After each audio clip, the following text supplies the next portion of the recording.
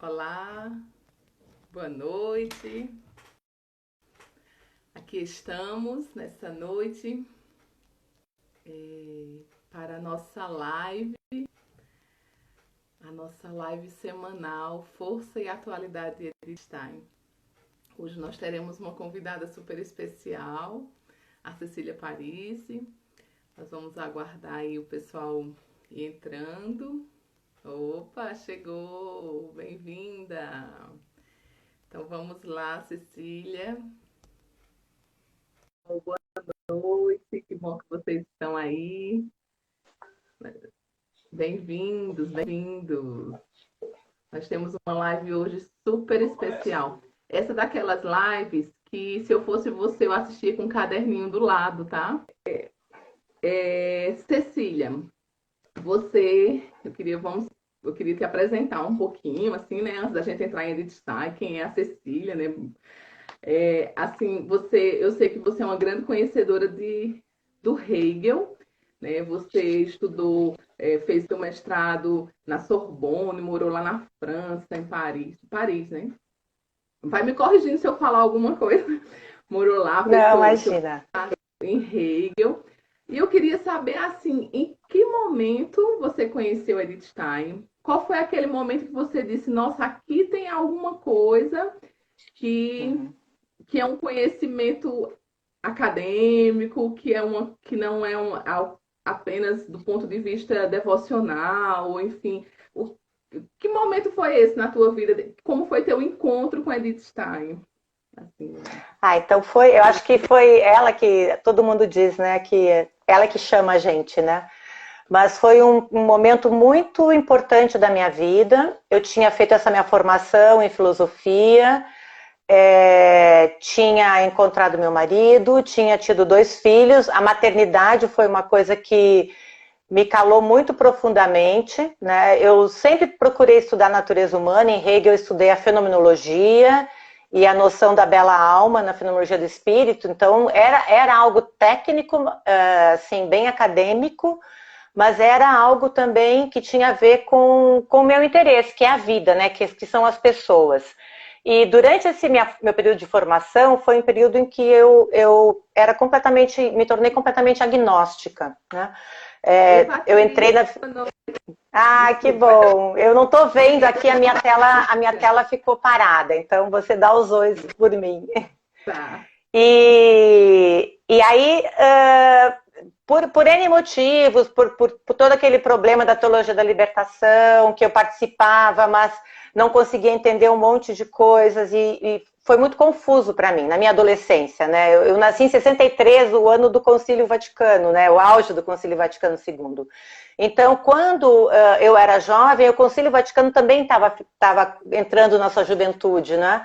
E com todo aquele problema de comunicação e tudo. Então, eu vi tanta confusão na igreja que eu conscientemente decidi dizer, bom, sabe, se Deus existe, ele existe como igreja. Se a igreja está tão confusa, então quer dizer que Deus não existe. E me tornei agnóstica por convicção profunda, por 6 anos.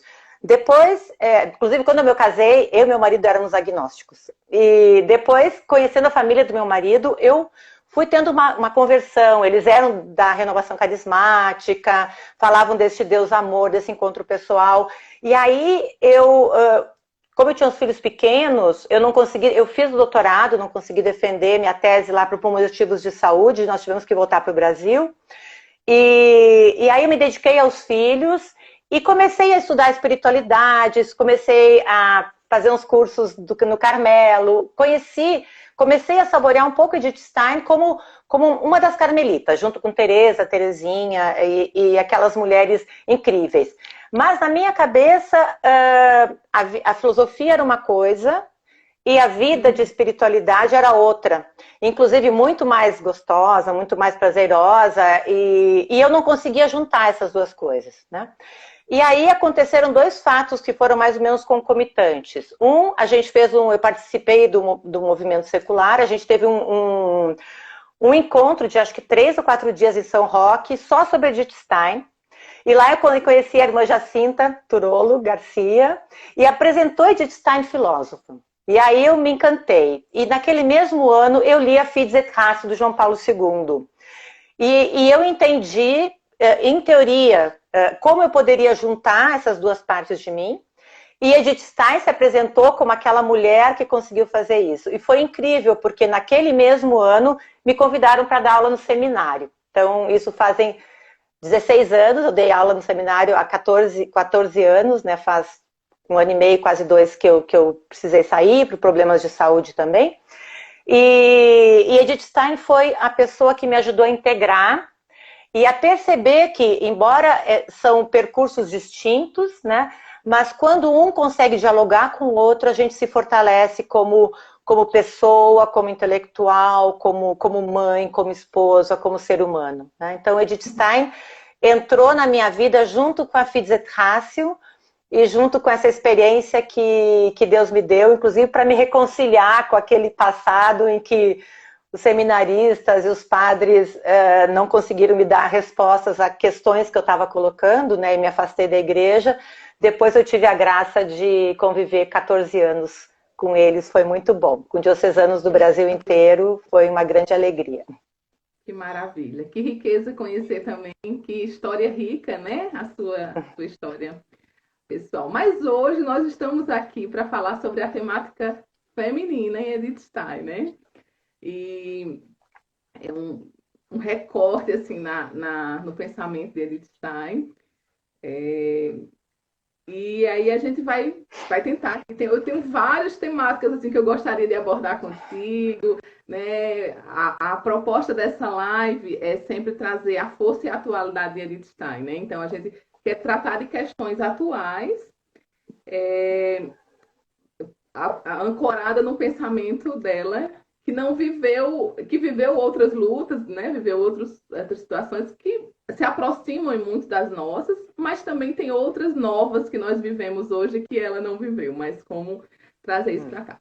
Então, a gente vai tentar tratar essas questões muito atuais, aquilo que a gente vive hoje mesmo, na carne mesmo, mas não sem situá-la um pouco no tempo. Eu queria que a gente tentasse situar um pouco a Edith Stein no tempo dela, como foi esse momento dela, o que Edith Stein, como foi esse interesse dela pela temática feminina, né? Edith Stein participou do movimento feminista alemão, isso você vai falar, tal, mas apresenta um pouquinho para a gente essa Edith Stein, mulher, que se interessa pela questão feminina.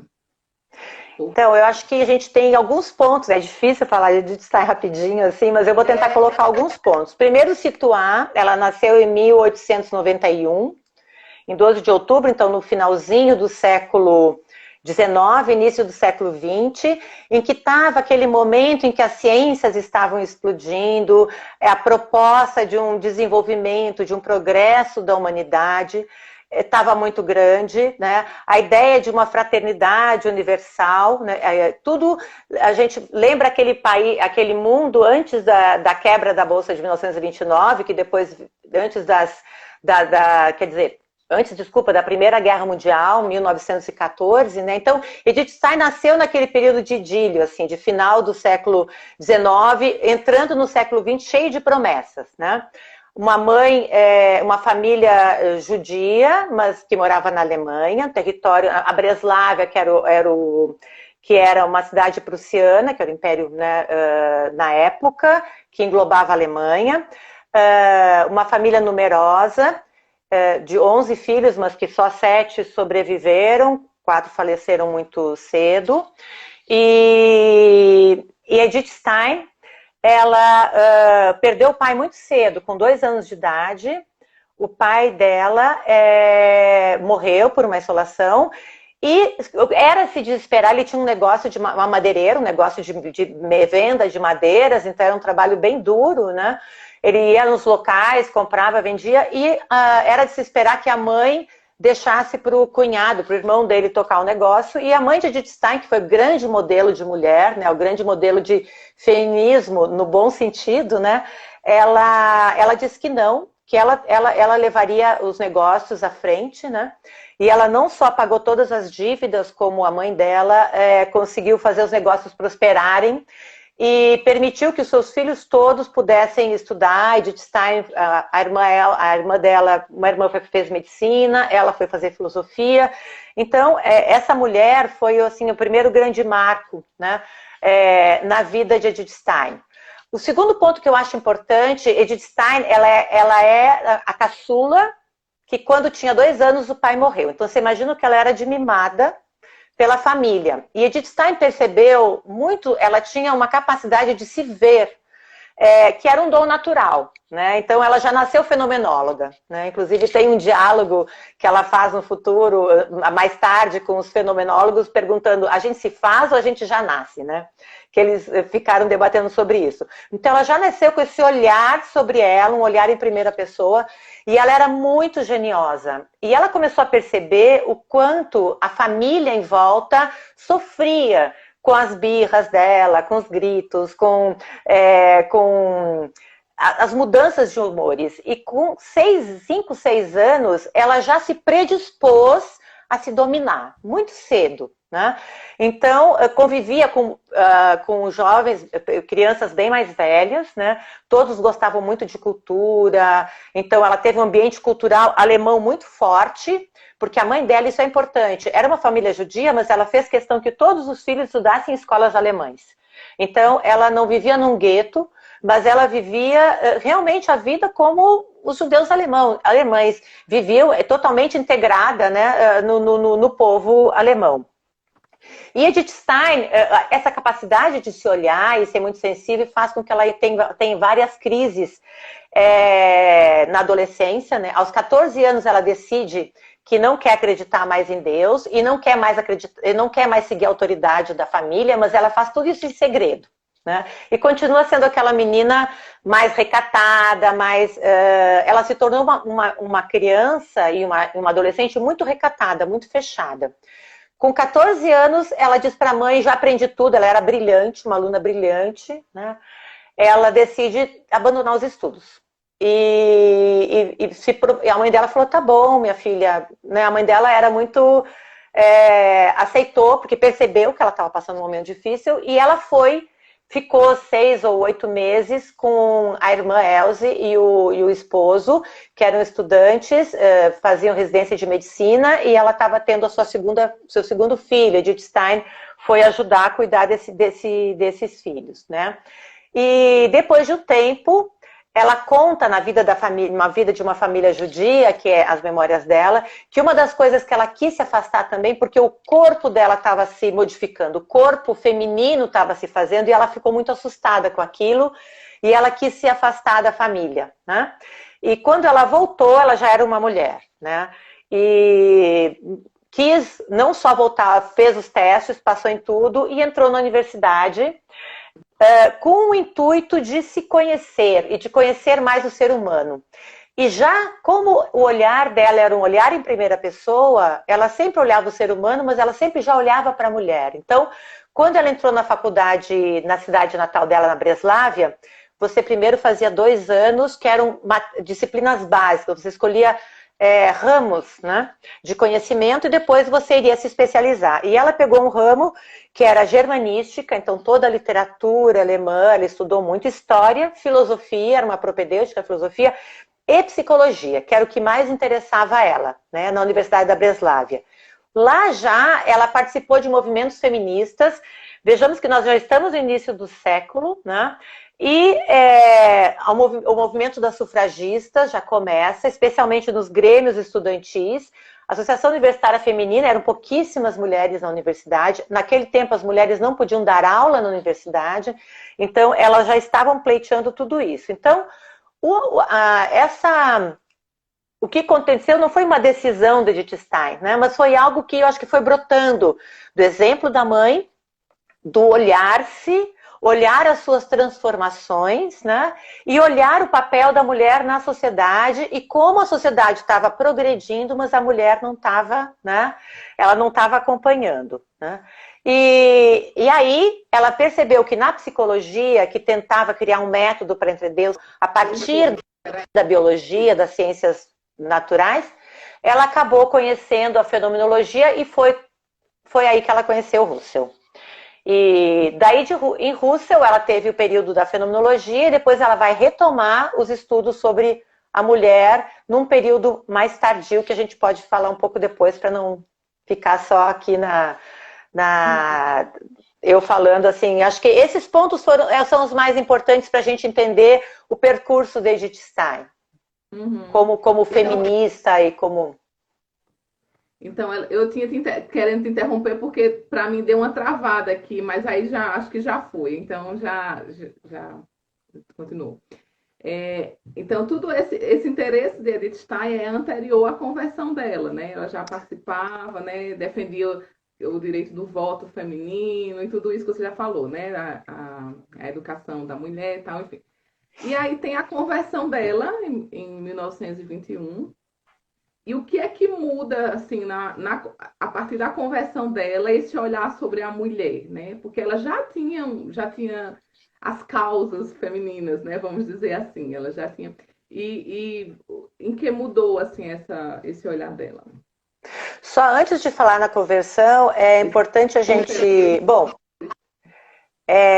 Edith Stein, ela fez a tese dela sobre empatia com Russell, daí eu vou entrar um pouquinho na fenomenologia, mas só para seguir um pouquinho mais a parte cronológica, né? Em 1907, ela abandonou por um tempo para ser enfermeira voluntária na Segunda Guerra Mundial, né? Então, ela cumpriu esse papel também como mulher do cuidar, né? Ela teve essa experiência e para ela foi muito importante mesmo.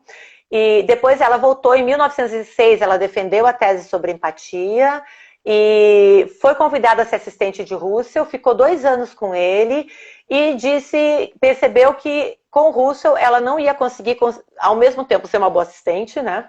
E desenvolver as suas pesquisas. E aí ela saiu, deixou de ser assistente de Russell, manteve sempre contato, amizade, tudo, e começou a tentar se tornar professora universitária, né?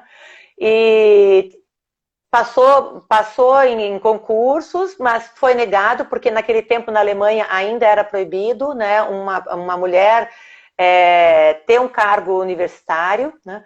E aí o que ela fez? A Edith Stein entrou no partido político, né? Panfletou a favor das mulheres. Quando a República de Weimar se constituiu, depois do fim da Primeira Guerra Mundial, Edith Stein entrou no Partido Democrata, e tentou também panfletar, e elas conseguiram o voto da mulher, né, para a mulher, mas ela percebeu que a vida política não era a vida que mais condizia com ela, que ela deveria continuar como intelectual, filósofa, e tentando se tornar uma professora.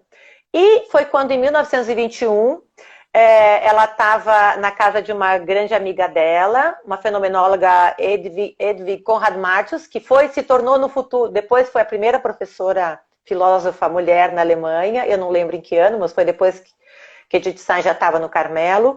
Ela passou uma noite lá em que a Hedwig Conrad Martius e o marido foram para uma festa, ela não quis ir, e ela caiu nas mãos dela. Ninguém sabe se estava na biblioteca ou se foi uma amiga que tinha dado, provavelmente a esposa do Dietrich von Hildebrand, que era católica, porque naquela época a Hedwig era protestante, né? Era uma protestante. Ela leu o livro de Teresa d'Ávila, né? O livro da vida. E aí ela disse que, fechando o livro, ela diz: é isso que eu encontrei a verdadeira fé. Né? É isso que ela escreve lá no livro dela, das memórias, a história a vida de uma família judia. E o que aconteceu quando ela entrou, ela se converteu? Primeiro, ela não teve o apoio da família, né? A mãe dela ficou muito decepcionada. E a Edith Stein resolveu, então, se sustentar, porque a mãe dela sustentava ela até então, e ela aceitou um emprego como professora de literatura e alemão, né? Lembramos que ela tinha feito aqueles 2 anos, então ela podia ensinar isso numa escola de ensino médio, né? Todas aquelas disciplinas, latim, literatura, psicologia e filosofia não era dada, mas uma propedêutica ela podia ensinar. E aí ela ficou nas Irmãs Dominicanas de Santa Madalena, em Espira, que você conheceu, não conhecia ainda, Speyer, né? E lá ela teve tempo, Edith Stein nunca dissociou a vida de fé com a vida intelectual. Então, logo em seguida, ela foi devorar todos os livros que ela achou, né? E ela conheceu, inclusive, o padre jesuíta Eric Pritzvara, que era o editor da obra do cardeal Newman. Edith Stein, inclusive, foi quem primeiro traduziu o livro do Newman, os sermões, e o livro sobre a universidade, ela traduziu para o alemão. E o cardeal Newman a falou para estudar São Tomás de Aquino, fazer um estudo sistemático. E São Tomás de Aquino foi o encontro com o que a Edith Stein chamou de escolástica, que não foi só Tomás, ela já estava lendo Agostinho, né? Desde o final da obra da Empatia, como ela teve contato com Max Scheler, o próprio Russell, vários convertidos, ela começou a estudar. Mas ela não tinha vivenciado em primeira pessoa. Quando ela vivenciou em primeira pessoa aquele encontro com Cristo, parece que tudo aquilo que era um pouco teórico adquiriu uma outra dimensão na vida dela. Né? Adquiriu cor, som, forma. Né? E aqueles estudos da fenomenologia, porque a fenomenologia estuda a essência das coisas, é muito semelhante ao que Tomás e Aristóteles já estava propondo, né? Edith Stein diz que o método fenomenológico não foi descoberto por Russell. Grandes filósofos já o utilizaram, mas Russell foi aquele filósofo que se dedicou a vida inteira para mostrar como a gente pode olhar para as coisas sem preconceitos, racionalistas e teóricos, né? Olhar em primeira pessoa. E quando Edith Stein conheceu Tomás e toda essa corrente, né? Duns Scoto, Pseudo Dionísio, ela escreveu sobre vários deles, Agostinho, a concepção de pessoa em Agostinho, a interpretação do Gênesis, da criação do homem e da mulher, de Agostinho também em Tomás, ela ficou maravilhada, e aquilo trouxe luz, trouxe cor para todas aquelas teorias da pessoa, que ela já tinha aprendido com Russell, ela foi a responsável por organizar manuscritos de Russell sobre a constituição da pessoa humana, então ela já tinha tido toda aquela base fenomenológica, e aquilo não só deu uma maior nitidez e profundidade para ela, como ela pôde começar a diferenciar a especificidade do feminino e do masculino, que era um tema que Russell não tinha abordado. Né? Então, Edith Stein, pelo esse encontro e sempre mantendo o diálogo da fenomenologia com a metafísica aristotélico-tomista, né, ou o que ela chama de escolástica, que, como eu falei, inclui tudo, né, não é só a escolástica tomasiana, mas inclui desde os padres da igreja até Tomás, e aí inclui Platão e Aristóteles, ela mesmo diz, não só Aristóteles, mas também Platão, não só Tomás, mas Agostinho, né, tudo isso é escolástica para ela. Isso deu cor e ela pôde, inclusive, com essas duas ferramentas, abordar problemas atuais da época dela, né, sobre a mulher, sobre a possibilidade da mulher entrar no mercado de trabalho. Agora nós já estamos em 1930, 28, 29 e 30. A mulher já entrou no mercado de trabalho, ela precisou entrar na Primeira Guerra Mundial, já está tendo uma mudança de papéis, né? O movimento feminista começa muito forte, Edith Stein dialoga, ela é convidada para dar conferências em todos os povos de língua alemã, para falar sobre a formação, inclusive sobre a formação das mulheres, porque as mulheres entraram no mercado de trabalho sem formação. Porque poucas faziam uma formação universitária, né? E técnica menos ainda. Então, Edith Stein começa a se preocupar com a questão da formação. Sempre o feminino ao lado do masculino, né? Nunca um separado do outro. Ô Cecília, que bonita essa tua fala aí, especialmente assim, essa questão da integração da Edith Stein em Teresa, que às vezes até mesmo no ambiente religioso, teológico, a gente escuta assim, parece que Tomás e Santo Agostinho, né, é Pedro e Paulo, São Tomás e Santo Agostinho, Platão, Aristóteles, Papa Francisco e Papa Bento. Né? Então, Marta e Maria. Marta e Maria. É sempre a oposição, né? E essa visão integral, né? Que vai integrando essas realidades, não é um ou outro, é a beleza também de um olhar feminino, de uma filósofa, né, mulher, com essa visão assim que bonito, né? Ver essa possibilidade, né? Também.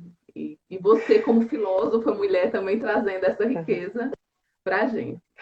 É, Então, eu assim, no campo tive. feminino, olha, eu sei que você tem muito conteúdo sobre isso. Não, Eu sou imagina. Não, imagina. Vamos. aí te cortando assim para a gente avançar um Estou pouco. olhando o relógio.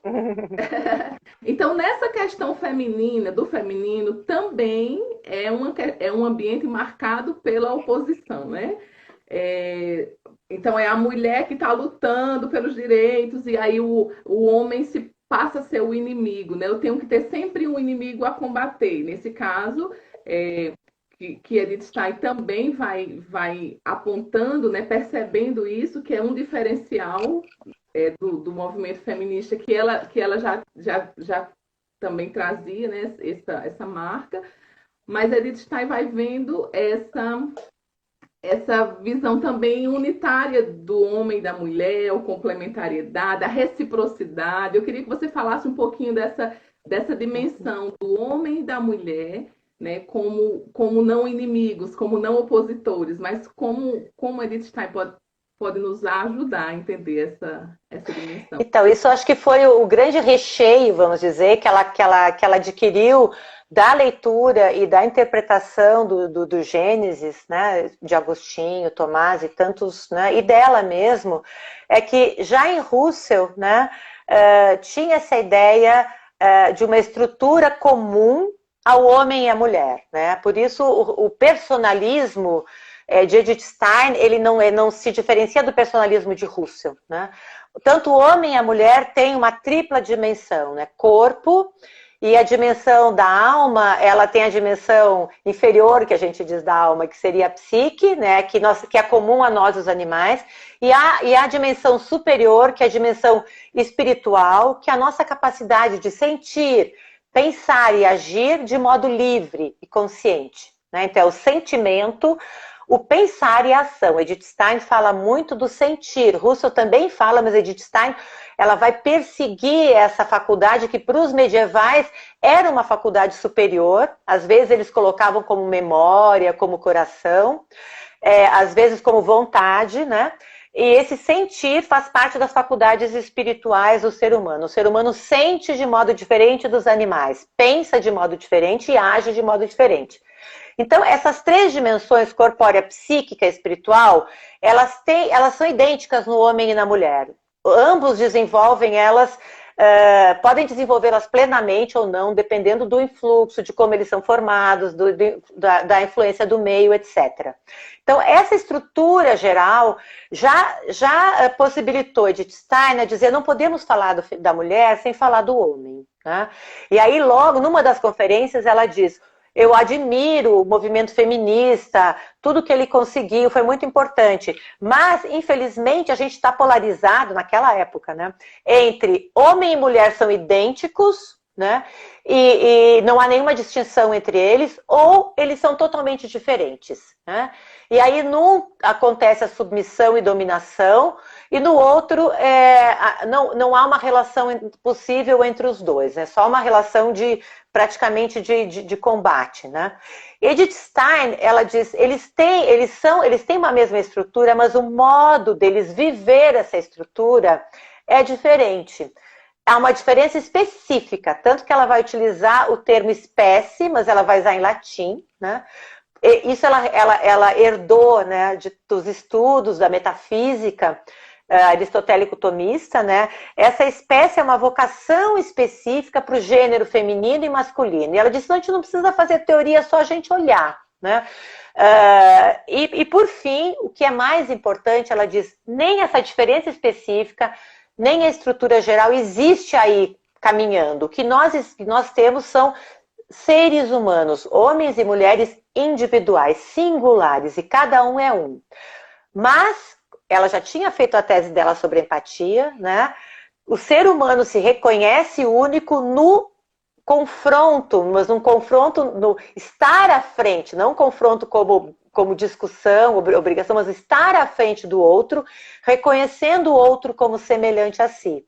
Então, ela diz, é importante, homem e mulher, né, Deus os criou. Então ela vai fazer toda uma reflexão sobre o Gênesis, que vai ajudá-la a pensar essa tríplice vocação do ser humano individual como pessoa, né, como feminino, homem ou mulher, e como indivíduo, né, desenvolvendo todas as suas potencialidades. E para que essas potencialidades se desenvolvam, primeiro, já para a procriação a gente precisa de ter o masculino e feminino, senão não tem. Mesmo que seja in vitro, a gente tem os dois elementos.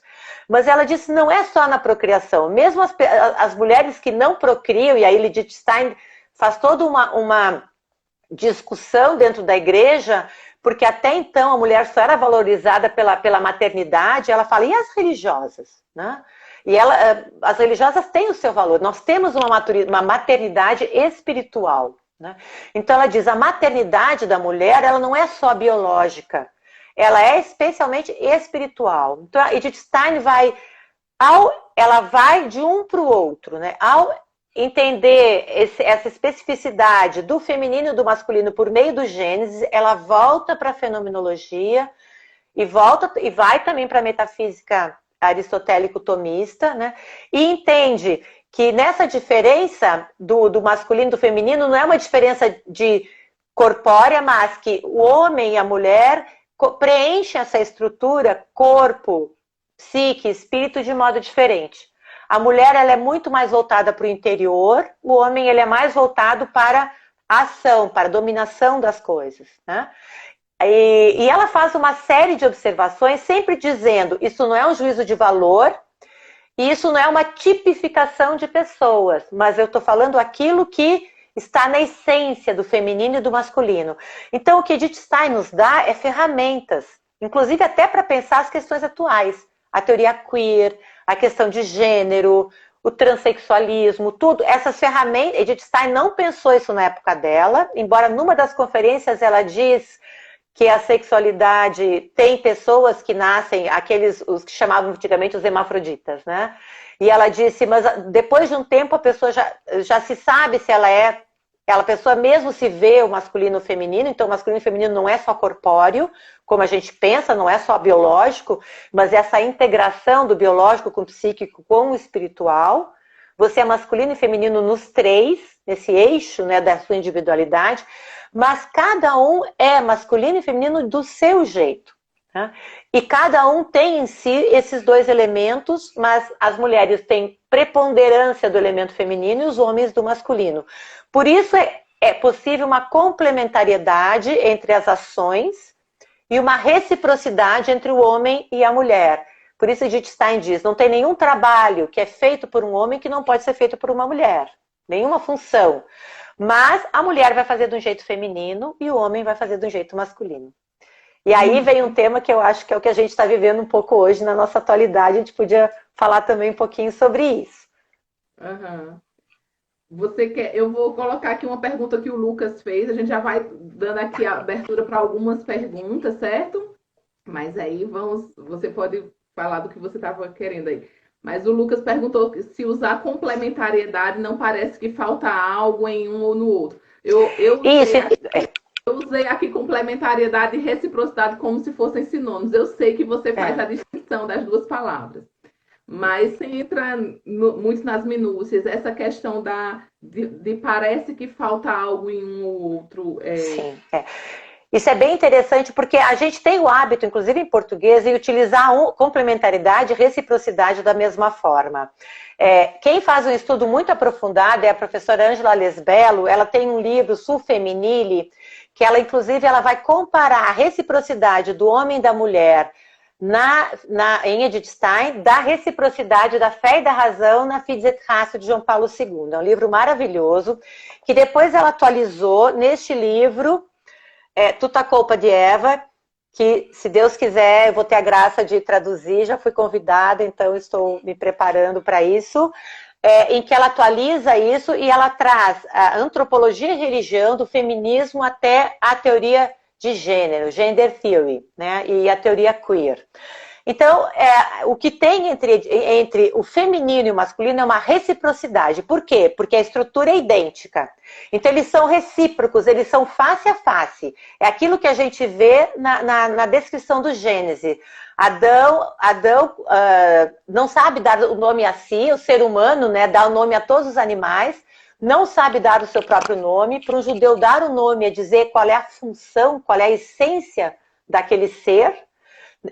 O ser humano criado por Deus, que é criado junto, né, homem e mulher, ele não sabe o seu nome, e aí Deus faz com que ele adormeça e do seu lado, né, ele tira uma porção, aquele mesmo lado onde a seta entrou no coração, e do coração de Adão, do homem, do ser humano, ele tira a porção e sopra um novo espírito e transforma na mulher.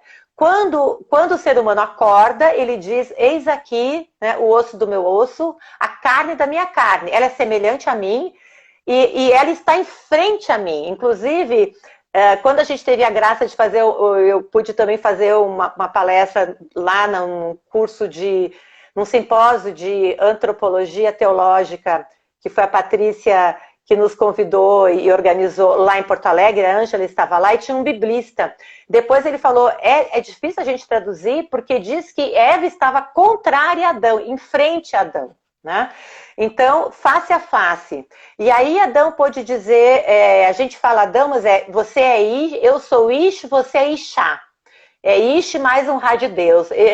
A gente usa palavras diferentes, né? Porque depois traduziram Adão, pelo que vem Eva, mãe dos viventes, Adão que vem da terra, da terra. Mas a gente pode dizer, você é humana, eu sou humano. Né?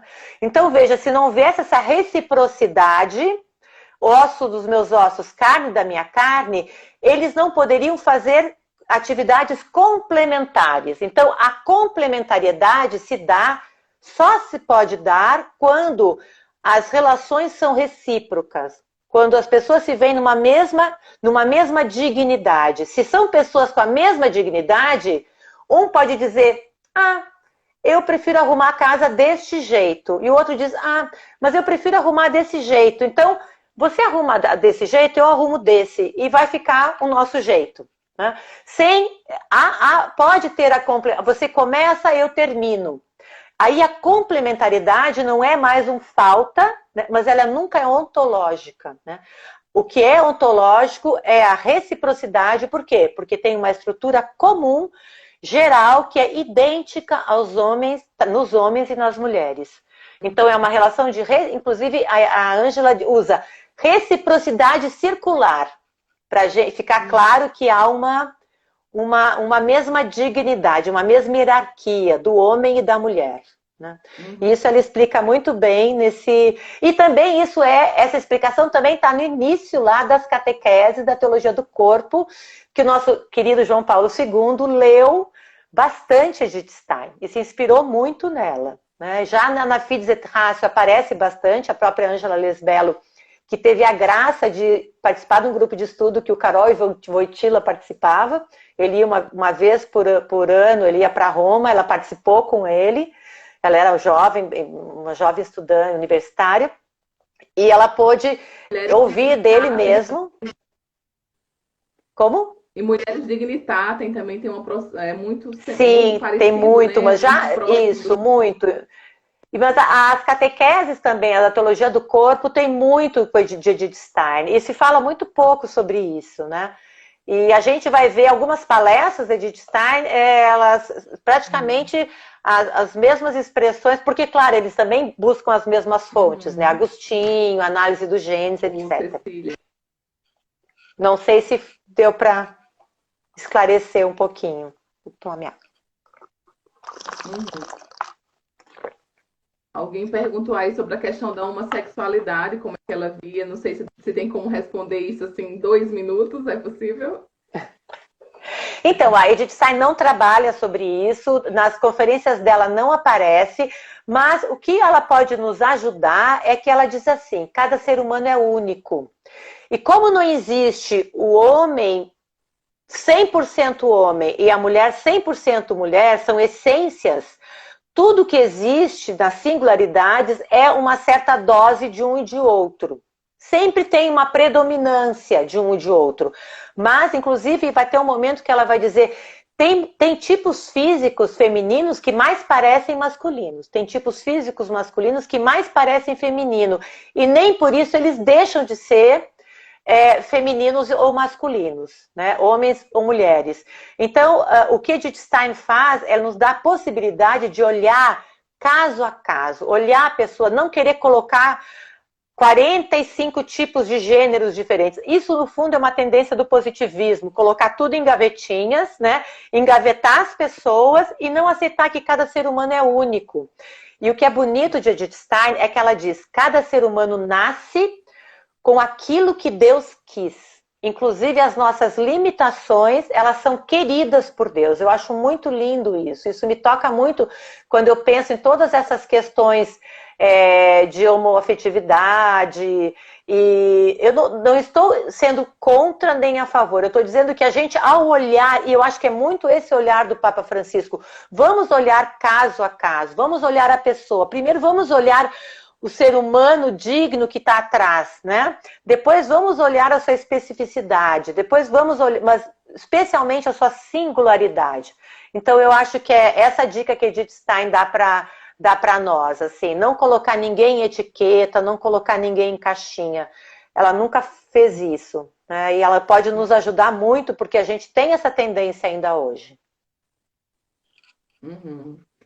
O Cecília, eu me lembrava assim, um pouco da... A Stein, ela viveu num tempo em que o predomínio da mulher era em casa, né? As mulheres viviam em casa e elas estavam lutando pela emancipação feminina, né? A mulher para poder estudar, para poder votar, para poder trabalhar. Então, era aquele contexto.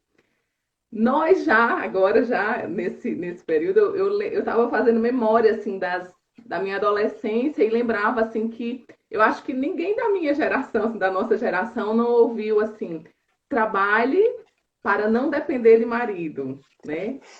Cuidar, não tenha muitos filhos, né? Não, então a gente já nasceu num ambiente em que isso foi feito como uma, eu não vou usar a palavra doutrinação, mas era assim, era o lema da vez, né? Eu lembro da minha tia, que hoje tem 80 anos, eu adolescente, assim, minha filha, trabalhe para não depender do marido. Então, o trabalho feminino, ele se transformou nessa libertação do homem, né? Então, assim, os desafios da mulher de hoje, assim, a mulher nós fomos levadas assim realmente para o mercado de trabalho e vamos trabalhar e vamos ter pouco filho, a mulher empoderada, né, a mulher que é autossuficiente, né, essa mentalidade feminina que nós somos assim impregnadas nela, assim, as adolescentes hoje em dia que já, enfim, o que essa visão de mulher em Edith Stein tem a nos, o que ela pode resgatar em nós do ser feminino, que uma mulher que hoje em dia deseja trabalhar, deseja ter até mesmo a independência financeira, deseja se emancipar, enfim, mas e como conciliar isso? É possível? Ou tem que voltar de novo para casa? Eu vejo alguns movimentos assim que dizem, não, tem que ficar em casa mesmo, a mulher tem que cuidar dos filhos, tem que cuidar da casa, volta para casa, esquece as coisas de trabalhar fora. Então, parece que dois extremos. Ela aborda isso, né? Inclusive, uma das conferências que ela dá é o ethos das profissões femininas, né? Sobre o trabalho da mulher. E é muito interessante, ela tem uma visão muito otimista, né? Porque o que ela diz, essas conferências que ela vai dar, que depois foram compiladas naquele livro A Mulher, né? Nós temos uma edição em português, mas é uma edição da obra da Edith Stein não crítica ainda, então nós estamos aguardando uma retradução baseada na obra crítica, né? Nessas conferências da mulher e também na estrutura da pessoa humana, que também estamos aguardando a tradução, Edith Stein vai dizer que é importante manter essa abordagem fenomenológica, ter esse diálogo com todo o argumento teológico que pode nos ajudar, mas dialogar sempre com o tempo atual, né? Com aquilo que está sendo desenvolvido, o que a ciência está dizendo. E ela falou, depois do que aconteceu com a mulher na Primeira Guerra Mundial, a gente não pode mais voltar atrás. Né? A gente não pode dizer mais que a mulher não pode trabalhar. Né? Então vamos dar as condições para as mulheres trabalharem bem, se formar. Inclusive ela faz todo um elogio às máquinas que estão se desenvolvendo, o liquidificador. Ela não cita, mas no fundo a quantidade de eletrodomésticos que estão se desenvolvendo para a mulher poder depois poder sair também de casa, né? Por quê? Porque ela vai mostrar que a especificidade do masculino e do feminino tem pontos positivos e negativos. E nesses pontos positivos e negativos, ela inclusive vai fazer uma analogia com o homem e a mulher na criação, como Deus os concebeu, né? Juntos, procriando, dominando a terra, com cuidado, etc. Na queda, o que aconteceu? Uma desequilíbrio na relação do ser humano com Deus vai gerar um desequilíbrio na relação do homem e da mulher entre eles. O homem vai dominar sobre a mulher, né? A mulher vai ter filhos com dor, o homem vai ter que trabalhar também com cansaço para ter o sustento. Esse desequilíbrio faz com que o homem exacerbe essa função do trabalho para fora e a mulher exacerbe essa função da maternidade, inclusive até às vezes sufocando os filhos, não deixando eles se desenvolverem. Por isso, a possibilidade da redenção, ela vai colocar que Cristo e também Maria, né, o novo Adão e a nova Eva, vão dar a possibilidade de redenção por meio de um casamento cristão, mas que não significa que é só entre cristãos. Né? O casamento cristão é um casamento em que o homem e a mulher se veem numa relação de reciprocidade. Então, por exemplo, o marido vai ajudar. Cabe ao marido, quando os filhos começarem a crescer, tirar os filhos debaixo da asa da mãe e dizer para o filho, vai, né? Agora vai para o mundo. E aí, quando isso acontece, a mulher, ao invés de se esvaziar, ela pode ir para o mercado de trabalho. Edith Stein fala, olha que bom, o homem vai poder agora, com a mulher, e aí a mulher trabalhando, o homem vai poder também não ficar só no mundo de fora, né, do trabalho, como eram antigamente os bisavós da gente, né, especialmente de origem italiana, era do trabalho para encontrar os amigos no bar, depois, né, e aí depois ia para casa, sentava, janta pronta, via os filhos e ia se recolher, né, não tinha nenhum contato com os filhos. E Edith Stein fala, olha que bacana, no casamento de hoje, a mulher trabalhando como homem, ele pode aproveitar toda essa relação com os filhos, que é maravilhosa, e que os nossos pais não puderam ter. Né? Então veja como os tempos atuais, quando a gente reordena a nossa relação entre homem e mulher, a gente vai reordenando a nossa relação com os outros, reordenando a nossa relação com Deus. Né? Então ela vê isso como positivo. Agora, o que a gente vê no mundo de hoje?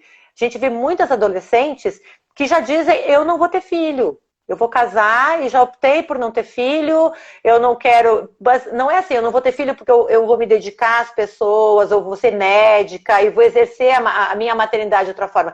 Não, eu não vou ter filho porque eu quero trabalhar, quero ser uma super empresária, quero ganhar dinheiro. A mulher não vai se realizar assim. Né? Então, a gente caiu no outro oposto. Por isso que o equilíbrio é muito importante. E por isso que homens e mulheres podem se ajudar numa relação de reciprocidade. E aí ela põe este modelo em que, no diálogo, né, e cada um entendendo que o outro é diferente, que faz coisas diferentes, mas aceitando a ajuda do outro do seu modo, né? A mulher tem muita dificuldade de ajudar o homem. Eu percebo por mim, agora que nesse tempo de isolamento social, né, o marido em casa, eu quero que ele faça as coisas do meu jeito. E ele fala, mas eu quero fazer do meu. Né? E muitas vezes outras coisas que não são da casa, que eu preciso ajudar, ele quer que eu faça do jeito dele.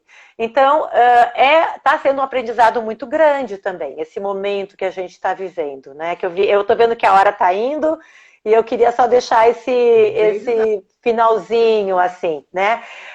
O que Edith Stein falou sobre essa relação, o mundo atual, a gente pode trazer para o nosso momento hoje, né? Homens e mulheres vivendo confinados, né?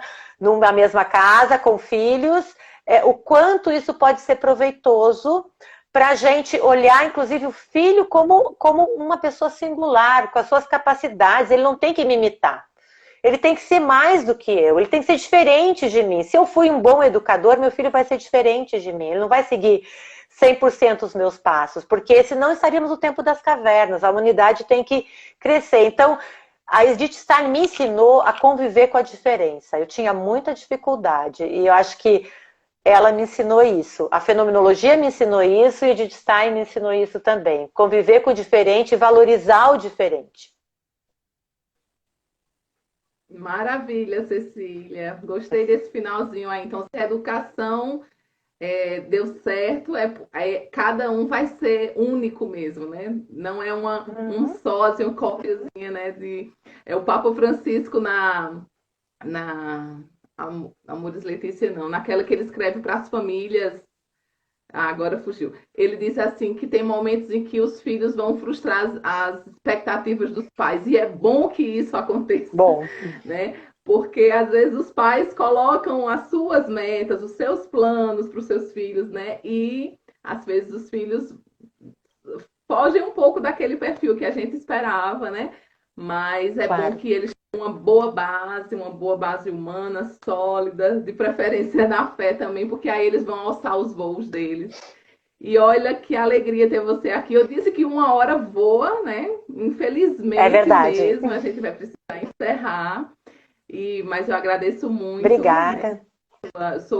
Gosto muito de você sabe disso. Tenho uma grande admiração pela mulher recíproco. que você é, pela esposa, pela mãe, pela grande intelectual que você é. Eu aprendo muito sempre com você. Muito obrigada por ter aceitado o nosso convite. Obrigada, Magda. São Paulo, nós te agradecemos pela sua disponibilidade. Obrigada por todos que entraram, eu não consegui acompanhar.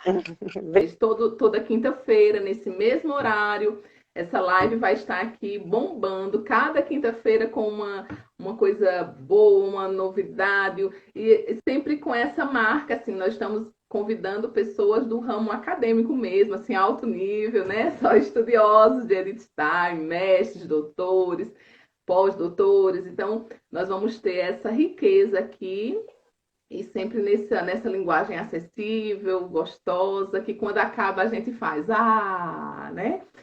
Então é isso. Então, você é nosso convidado para a próxima quinta-feira, às 8h45. Quem vai estar aqui conosco é a professora Úrsula.